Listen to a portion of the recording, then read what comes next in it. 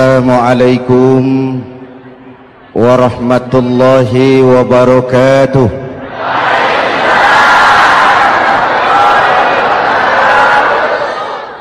Alhamdulillah wassalatu wassalamu ala Rasulillah Sayyidina Muhammad ibn Abdullah wa ala alihi wa sahbihi wa mawala, amma ba'du.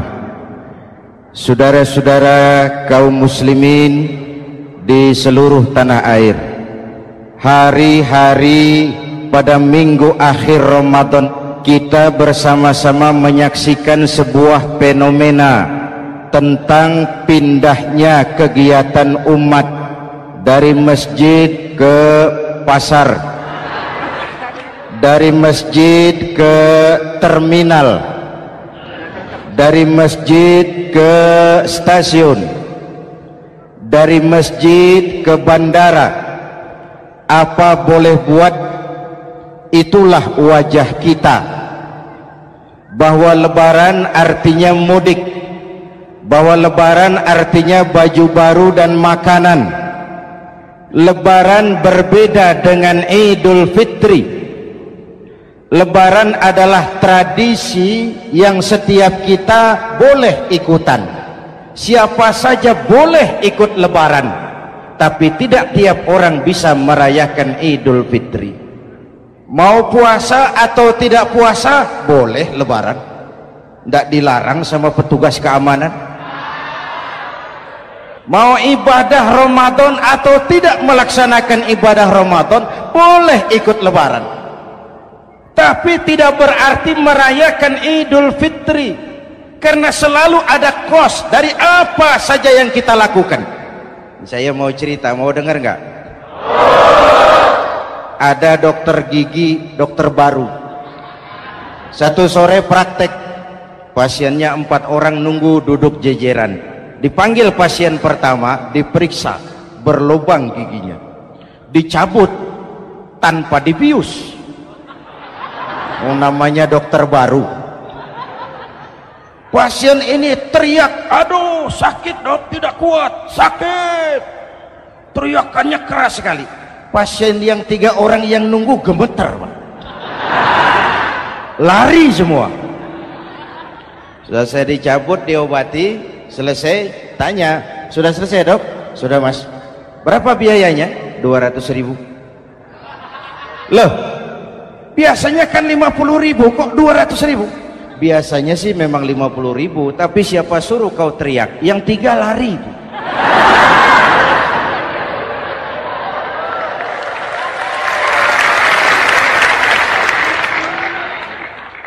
Cerita pendek ini ingin berpesan kepada kita, selalu ada ongkos yang harus kita bayar dari apa saja yang kita lakukan. Mau ibadah atau tidak, mau jadi orang baik-baik atau jadi bajingan paling tengik, mau berbuat salah atau berbuat soleh, selalu ada kosnya, selalu ada ongkosnya. Kita bicara kembali kepada fitrah, Idul Fitri. Bagaimana caranya? Pertama, saya ingin mengutip bagian pendek dari ayat 185 Al-Baqarah. Walitukmilul iddata walitukabbirullaha ala ma hadakum wala'allakum tashkurun. Ada 4 hal dari cuplikan ayat pendek ini. Pertama, walitukmilul iddata, hendaknya engkau sempurnakan jumlah bilangan hari puasamu. Berpuasa sebulan penuh. Sebulan penuh itu bisa 29, bisa 30. Pak, kalau beda pendapat bagaimana? Ada yang lebaran tanggal 5, ada yang lebaran tanggal 6. Hadirin, bagi yang punya kemampuan berijtihad, silahkan melakukan ru'yatul hilal. Bagi yang tidak, lebih aman ikut pesan Nabi. Apa pesan Nabi? Fa iza ikhtalaftum fa alaikum bis sawadil a'zam ma'al haqqi wa ahlihi.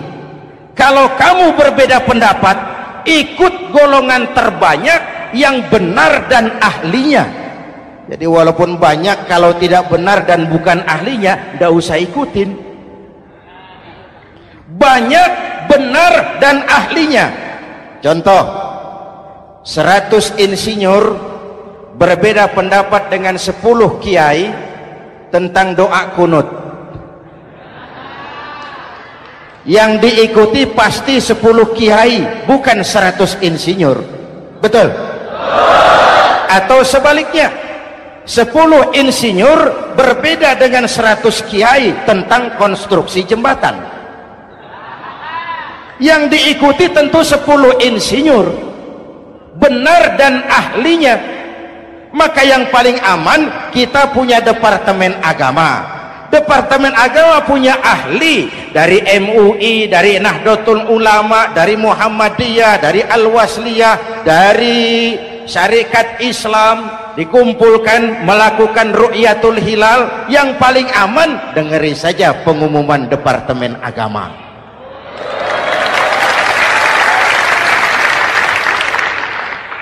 Tapi tetap menghormati mereka yang meyakini 1 Syawal jatuh pada tanggal 5. Beda boleh, marah jangan. Jelas? Saudara boleh suka tempe, tapi jangan menghina orang yang tidak suka tempe. Saudara boleh senang tahu, tapi jangan ngenyek karo wong yang senang tahu. Hadirin yang saya hormati, walitukmilul iddata. Kalau mau kembali kepada fitrah, sempurnakan jumlah bilangan hari puasamu.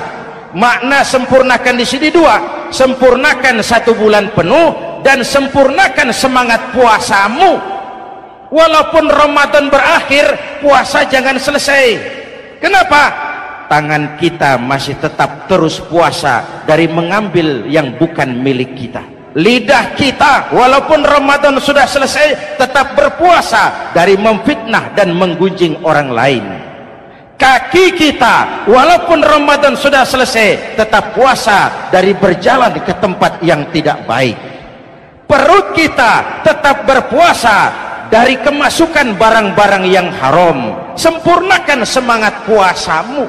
Sikap disiplin, sikap jujur, merasakan kehadiran Allah dekat dalam hidup. Nih contoh ringan, tadi waktu asar dan zuhur saudara sholat apa tidak? Sholat. Waktu sebelum sholat kan berwudu, ketika berwudu kan berkemur. Umpama waktu berkemur itu saudara korupsi,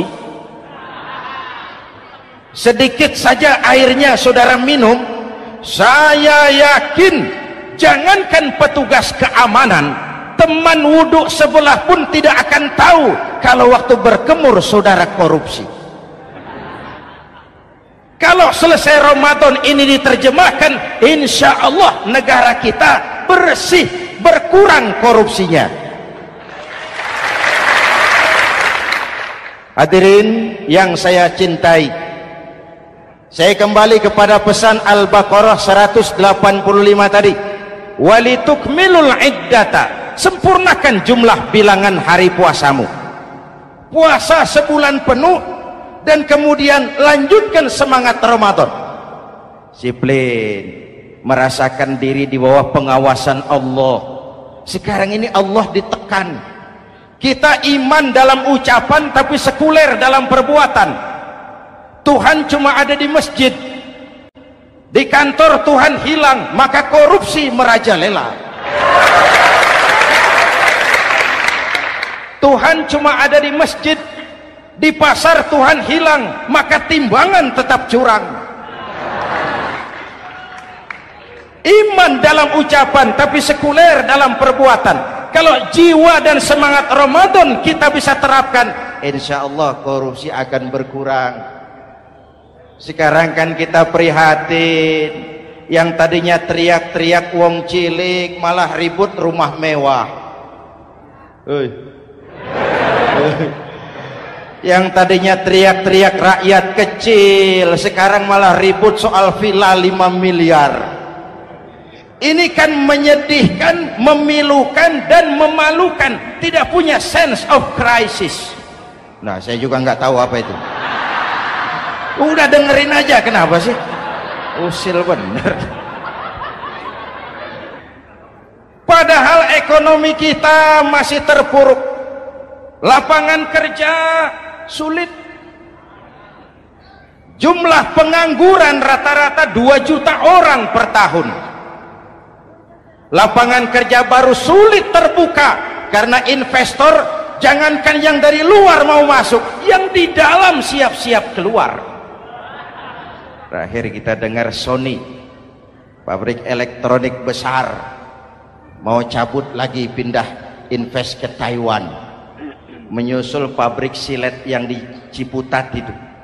Ketika ditanya apa investasi di Cina lebih murah, tidak, dia bilang lebih mahal, cuma lebih pasti. Di Indonesia murah, cuma mejanya kebanyakan, biaya siluman, namanya siluman gak karu-karuan, keluar uang banyak, urusan tidak pasti, capek. Disahkan undang-undang penyiaran yang justru ditolak oleh masyarakat penyiar sendiri.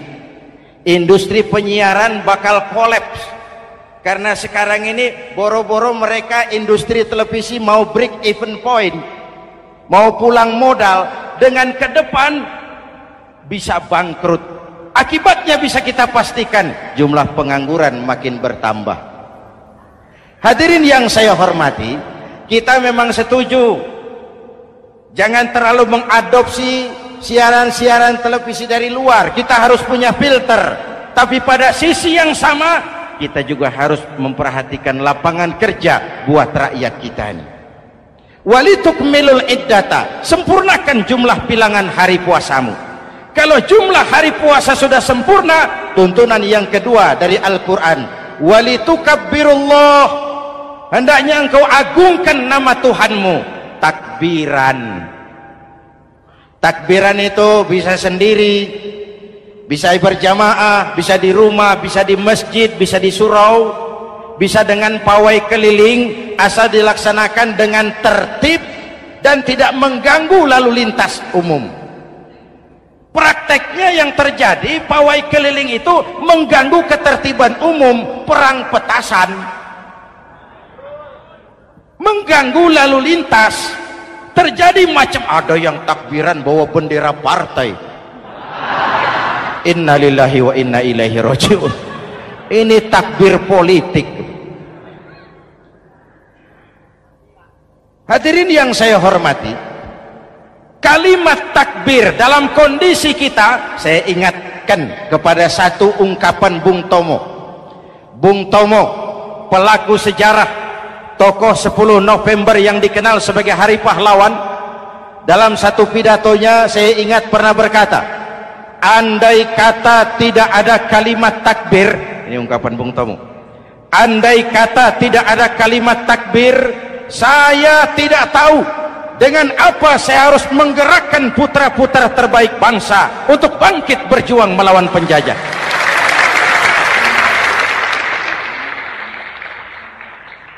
Ketika Allahu Akbar, itu londo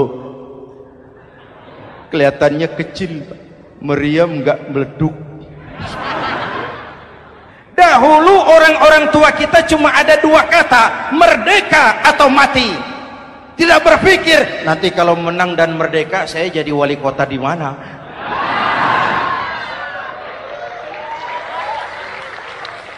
Kalimat takbir, bangsa ini harus bangkit dari keterpurukan. Bangsa ini harus bangkit mengejar ketinggalan-ketinggalannya. Bangsa ini tidak boleh terpuruk terus, dan semangat takbir harus menjiwai kita. Tidak ada capek dalam perjuangan, tidak ada puas dalam upaya. Keberhasilan cuma pengantar ke arah keberhasilan yang lebih baik lagi. Walitukabbirullah, hendaknya engkau agungkan nama Tuhanmu. Nama Allah menjadi motivasi besar dalam kehidupan kita. Ini pesan Quran Al-Baqarah 185. Pesan kedua, setelah sempurnakan jumlah bilangan hari puasamu, agungkan nama Tuhanmu. Takbiran. Kalimat takbir sendiri kalau kita lihat pada kalimatnya ada kata la ilaha illallah wahdah sadaqa wa'dah wa nasara 'abdah wa a'azza jundah wa hazamal ahzaba wahdah. Tidak ada Tuhan selain Allah, esa, tidak beranak, tidak diperanakan, wahdah, tidak bisa diumpamakan dengan apapun. Sadaqa wa'dah, Allah yang maha menepati janjinya. Wa nasara 'abdah, Allah yang maha menolong hambanya. Kalau bukan kebesaran Allah, berat berjuang Ramadan ini melawan musuh yang tidak nyata. Puasa itu kalau olahraga golep. Benar Pak, kalau tinju lawannya kelihatan. Betul. Sepak bola musuh kelihatan, bulu tangkis kelihatan, golf siapa musuhnya? Itulah puasa, menghadapi musuh yang tidak kelihatan. Itu lebih berat daripada perjuangan mengangkat senjata, lebih berat daripada berjuang mengorbankan harta. Tapi kalau di bulan Ramadan saja Rasulullah menang dalam perang Badar, itu harus jadi sumber motivasi. Dengan kalimat takbir, dengan keagungan Allah, bangsa Indonesia harus bangkit dari keterpurukan. Ibu bapak hadirin yang saya hormati, jadi bukan akhir Ramadan lalu sibuk beli baju. Boleh, boleh, tapi bukan itu yang utama. Laisal id bilibasin jadid, walakinnal id bita'atin yazid. Idul Fitri bukan pakaian baru. Idul Fitri adalah ketaatan yang meningkat, yang telah ditempa, digojlok, digembleng oleh Ramadan. Jadi kalau Ramadan rajin baca Quran, lalu selesai Ramadan sayonara Quran, latihan tidak berhasil.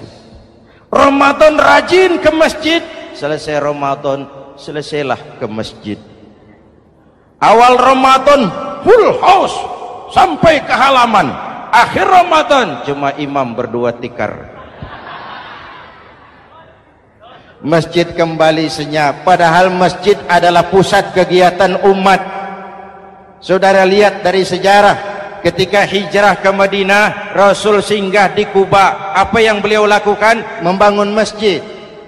Ketika sampai di Madinah, kesibukan pertama beliau apa? Mencari rumah dinas? Bukan. Kesibukan pertama beliau mencari lokasi di mana membangun masjid. Isra dan Mi'raj, perjalanan besar dimulai dari masjid ke masjid. Ini indikasi masjid memang merupakan pusat kegiatan umat. Umat Islam dengan masjid seperti ikan dengan air, tidak boleh pisah. Ada ikan yang tidak betah di air? Ada. Ikan mau modar. Kalau umat sudah mulai menjauhi masjid, jiwanya yang akan mati. Kalau jiwanya mati, jasadnya masih hidup, itu namanya bangkai berjalan. Walitukabbirullah, engkau agungkan nama Tuhanmu. Takbiran, setelah berjuang penuh membina takwa, mengharap ridho, mengendalikan nafsu. Ingat loh, puasa itu bukan menghilangkan nafsu, mengendalikan, menempatkan pada tempatnya. Manusia tanpa nafsu bukan manusia, tapi manusia yang disetir nafsu turun jadi binatang, bahkan lebih rendah daripada binatang. Puasa ini menempatkan nafsu di tempatnya. Hai laki-laki, kamu nafsu sama perempuan? Betul Pak. Perempuan suka laki-laki? Betul Pak. Boleh lewat sini, lewat pintu yang disebut nikah. Ini nafsu disalurkan lewat pintu yang disebut nikah. Jangan seperti ayam kawin tiap malam, nikah tidak mau.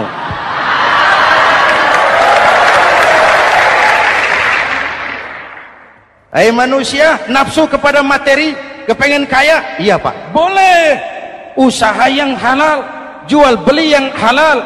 Wa ahallallahu al-bai'a wa harrama riba. Allah halalkan jual beli. Jangan ingin kaya lalu makan renten, ingin kaya lalu korupsi, ingin kaya lalu buka peternakan tuyul.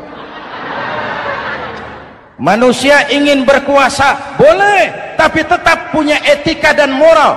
Jangan ingin berkuasa lalu fitnah, ingin berkuasa lalu mengadu domba orang, ingin berkuasa lalu menghalalkan segala cara.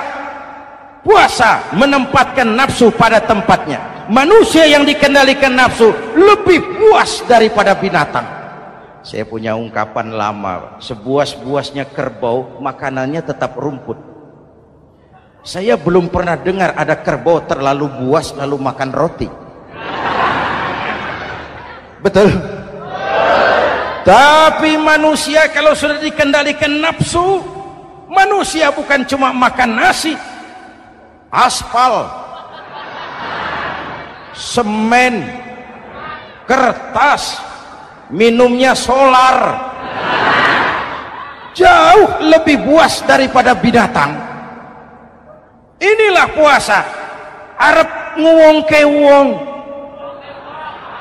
agar manusia itu jadi dirinya, fitrahnya, jangan dikendalikan oleh nafsu. Kita ini sudah diciptakan fi ahsani taqwim. Hadirin, yang ketiga pesan Al-Baqarah 185 tadi, setelah sempurna jumlah bilangan hari puasa, lalu mengumandangkan takbir, membayar zakat fitrah. Kenapa itu kita lakukan? Mengagungkan nama Allah, ala ma hadakum, agungkan nama Allah yang telah memberikan hidayahnya kepadamu. Masya Allah nih, hidayah, kita bersyukur. Hidayah ini hak prerogatif Allah, diberikan kepada siapa saja yang dikehendaki oleh Allah. Kita bisa lihat dalam sejarah, ada anak Nabi tidak mendapat hidayah, tidak terpanggil mengikuti kebenaran yang disampaikan oleh bapaknya, namanya Kan'an, putra Nabi Nuh. Ada ayah Nabi bernama Azar, ayah Nabi Ibrahim, putranya penegak tauhid, ayahnya produsen berhala. Ada istri Nabi, istrinya Nabi Lut, tidak mendapat hidayah, tidak terpanggil mengikuti kebenaran.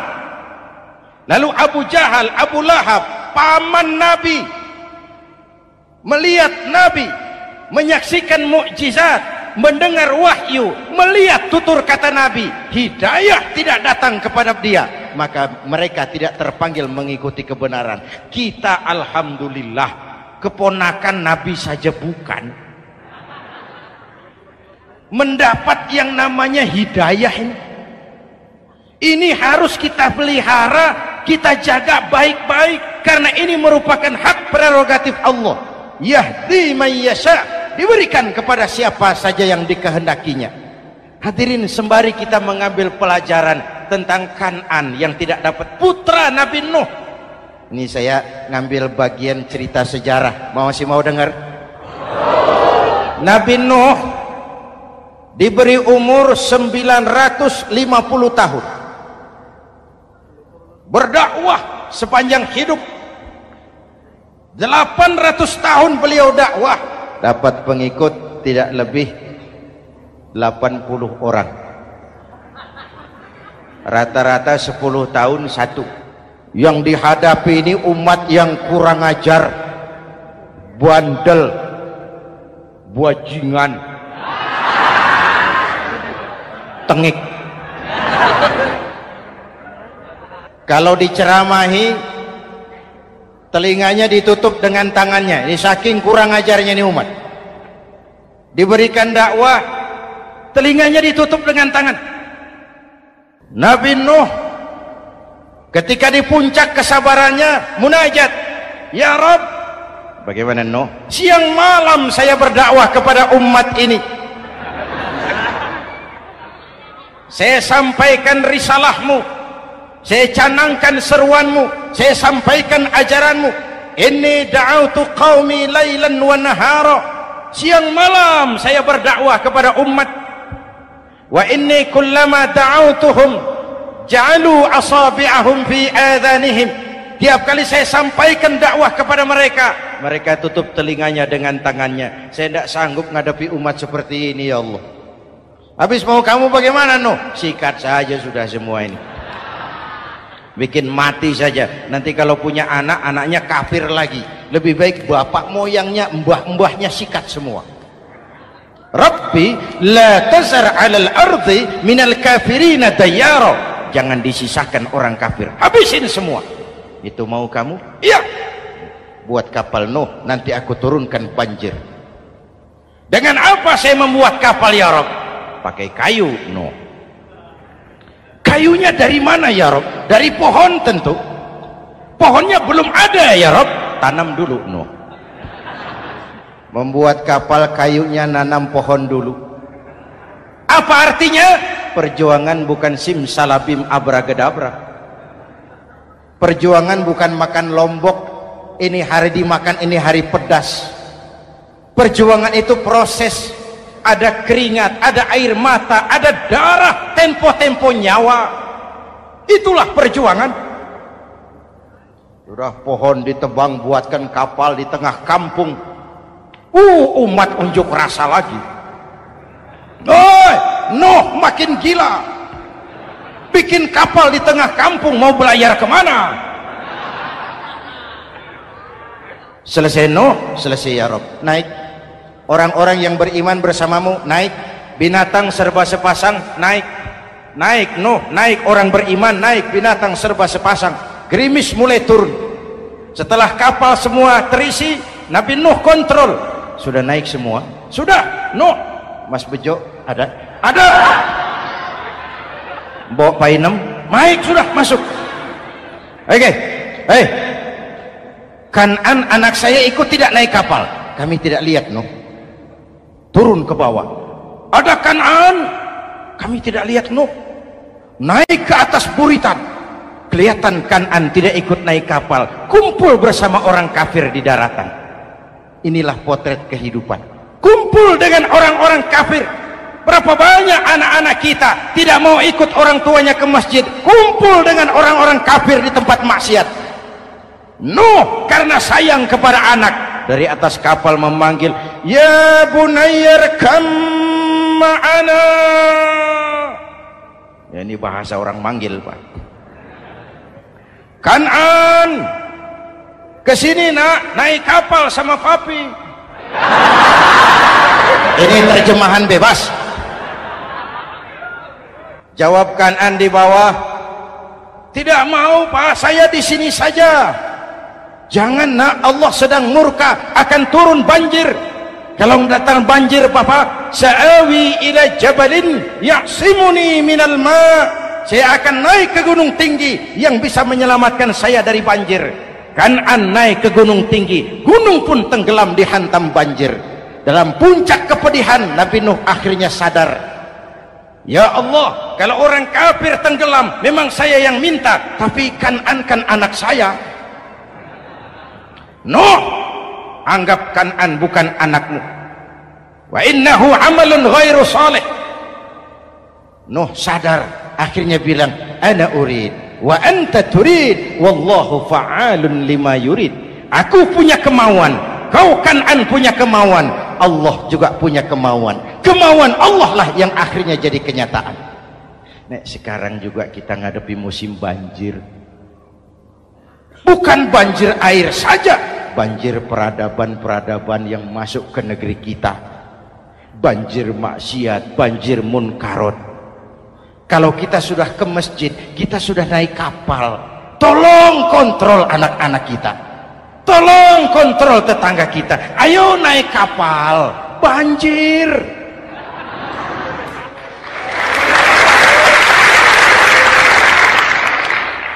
Ditutup ayat ini dengan wala'allakum tashkurun. Atas hidayah yang diberikan kepada kita, kita bisa melaksanakan ibadah Ramadan, bisa takbiran, dan diakhiri dengan ungkapan tasyakkur. Tasyakkur dan tafakkur, mensyukuri nikmat. Saya berulang kali mengingatkan, nikmat bisa berubah menjadi azab kalau kita tidak pandai mensyukurinya.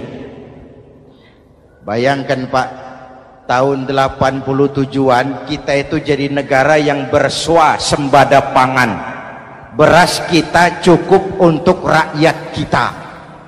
Sekarang kita jadi pengimpor beras terbesar.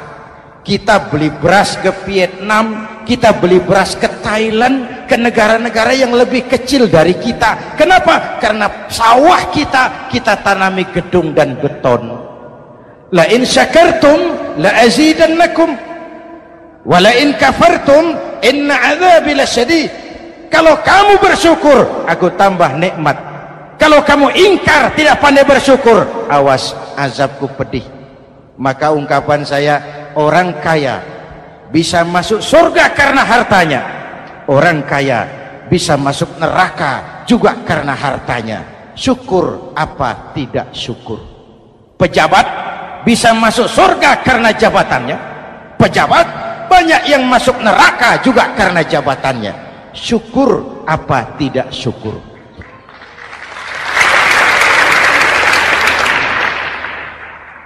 Orang alim, kiai bisa masuk surga karena ilmunya. Orang alim pun bisa masuk neraka lebih dulu dari penyembah berhala juga karena ilmunya. Syukur apa tidak syukur? Kasih jabatan sebagai pemimpin lalu menyadari sayyidul qaumi khadimuhum. Pemimpin suatu umat adalah pelayan bagi umat itu. Pelayan harus melayani, bukan minta dilayani. Selama ini kita memandang jabatan itu jalan pintas menuju kaya. Jabatan itu artinya kekuasaan dan fasilitas, maka yang lahir rampok-rampok baru.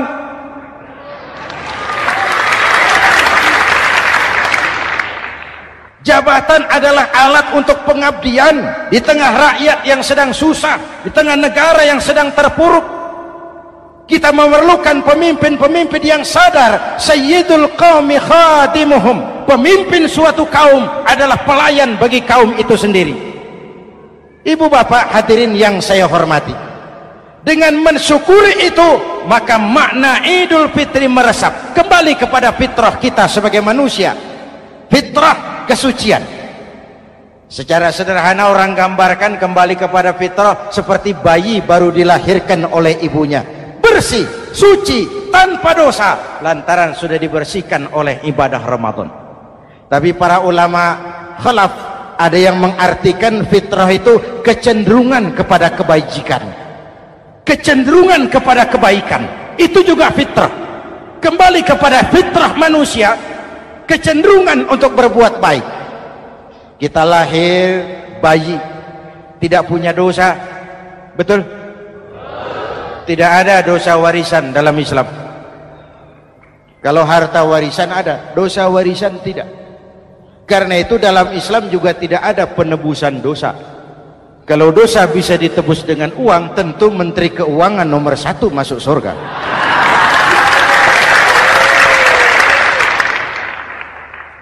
Dosa dalam Islam ditebus dengan taubat, langsung kepada Allah, sonder calo. Hadirin yang saya hormati, kembali kepada fitrah seperti bayi baru dilahirkan oleh ibunya, bersih, tidak punya dosa kepada Allah lantaran sudah dibersihkan oleh ibadah Ramadan. Soalnya kemudian kita kan tidak hanya bersalah kepada Allah, kita ini juga bergaul dengan sesama manusia, betul? Sebuah hadis, sahabat ditanya oleh Rasul, atadruna manil muflis? Saudara-saudara tahu kamu siapa orang yang bangkrut? Oh Rasul, orang bangkrut yang tidak punya uang, orang bangkrut yang tidak punya harta. Salah kata Rasul, innal muflisa min ummati, yang bangkrut dari golongan umatku, yang besok di hari kiamat datang menghadap Allah dengan membawa pahala solat, membawa pahala zakat, membawa pahala haji, membawa pahala sedekah pada satu pihak. Sementara pada sisi yang lain sebelah kiri, orang ini juga datang membawa kesalahan karena pernah mencaci maki orang, pernah memfitnah orang, pernah memakan harta orang dengan cara yang zalim. Satu sisi bawa kebajikan, sisi lain bawa kesalahan. Kalau ini yang terjadi, bagaimana nasib kita? Kata Nabi, Tuhan, ini pahala solat saya, ini solat yang wajib, ini yang sunnah, rawatibnya, nawafilnya. Datang orang, sebentar Tuhan, apa? Dia memang rajin solat, tapi saya pernah dicaci maki, hancur nama saya. remuk hati saya. Di dunia saya tidak bisa membalas karena dia lebih berkuasa. Sekarang saya menuntut keadilan. Betul? Ya Tuhan. Sini pahala solatmu kasih orang yang kau caci maki. Tuhan, ini pahala puasa saya yang wajib Ramadannya, sunnah 6 hari Syawalnya, Senin Kemisnya. Ini Tuhan. Datang lagi, sebentar Tuhan. Kenapa? Dia memang rajin puasa, tapi saya pernah difitnah tanpa benar, dicorengkan arang ke dahi, hancur nama saya karenanya. Saya menuntut keadilan karena di dunia waktu itu cuma banyak pengadilan tapi tidak ada keadilan. Benar? Benar. Ini pahala solatmu kasih orang yang kau fitnah. Tuhan, ini pahala zakat saya. Datang lagi, Tuhan, dia memang suka zakat tapi korupsinya lebih besar dari zakatnya. Untuk keadilan, sini pahala zakatmu kasih. Kalau habis pahala kebaikan, orang yang menuntut masih banyak, diambillah dosa orang yang kita sakiti, diberikan kepada kita. Pahala dipreteli, dosa diberikan. Apa enggak bangkrut? Ibarat orang dagang, modal habis, tagihan hutang datang terus.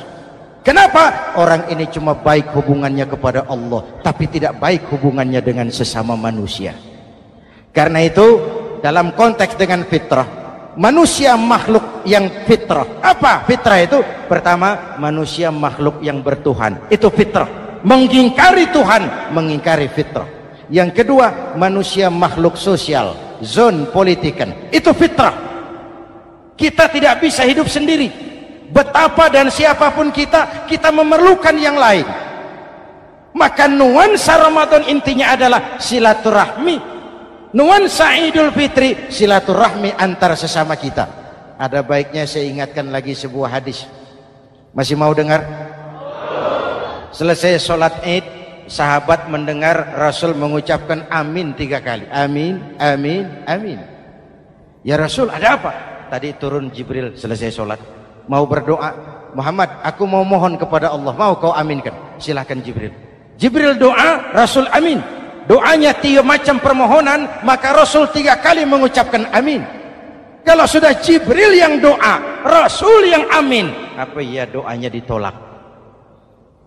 Apa isi doanya? Yang pertama, ya Allah, doa malaikat Jibril, hari ini 1 Syawal, waktu itu doanya, saya mohon kepadamu, jangan engkau terima puasa dan ibadahnya anak yang durhaka kepada ibu bapaknya. Rasul mengucapkan amin. Renungan buat kita. Itu sebabnya barangkali sesibuk-sibuk di Jakarta masih mau mudik nemui orang tua. Yang kedua, ya Rabb, saya mohon kepadamu, jangan engkau terima puasa dan ibadahnya istri yang durhaka kepada suaminya. Amin. Kedengaran Bu? Ada ibu-ibu tanya, Pak, kalau suami yang durhaka sama istrinya bagaimana? Hadisnya tidak menjelaskan itu, Bu.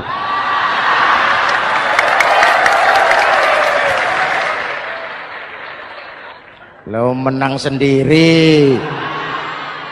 Yang jelas suami itu presiden rumah tangga, dimintakan tanggung jawab tentang istrinya. Nah, istri swargo manut neraka kadut. Ketika pulang Isra Mi'raj saja Rasul bercerita, aku diperlihatkan neraka. Neraka ya Rasul? Iya. Lalu aku lihat isinya kok kebanyakan perempuan. Perempuan. Laki bagaimana? Laki juga tidak sedikit. Cuma kebanyakan perempuan. Ya Rasul, apa mereka tidak sholat? Sholat. Apa mereka tidak ngaji? Oh, rajin mereka sama suaminya. Kenapa banyak mereka di sana? Rasul senyum dan menjawab, hunna yakfurnal asir. Umumnya perempuan kurang bisa terima kasih sama suaminya.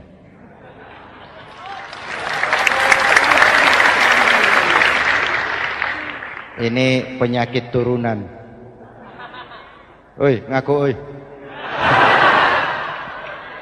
Lalu yang ketiga, ya Allah, hari ini saya mohon kepadamu, jangan engkau terima puasa dan ibadahnya muslim yang tidak mau memaafkan sesama saudaranya muslim. Memaafkan lebih berat daripada meminta maaf, tapi memberi maaf lebih mulia daripada meminta maaf. Inilah nuansa mengembalikan semangat saling menghargai, saling mencintai, keutuhan, kerukunan, dan kedamaian. Sudah capek kita rakyat dengan konflik. Sudah capek kita dengan mengedepankan perbedaan dan bukan persamaan. Sudah waktunya kita berbeda tapi tetap bergandengan, tetap bersama menyongsong hari esok yang lebih baik. Mintalah ridho ibu bapak, suami kepada istri, istri kepada suami, dan memaafkan sesama saudara muslim sehingga kita benar-benar kembali kepada fitrah. Terima kasih dan mohon maaf, semoga ada manfaatnya.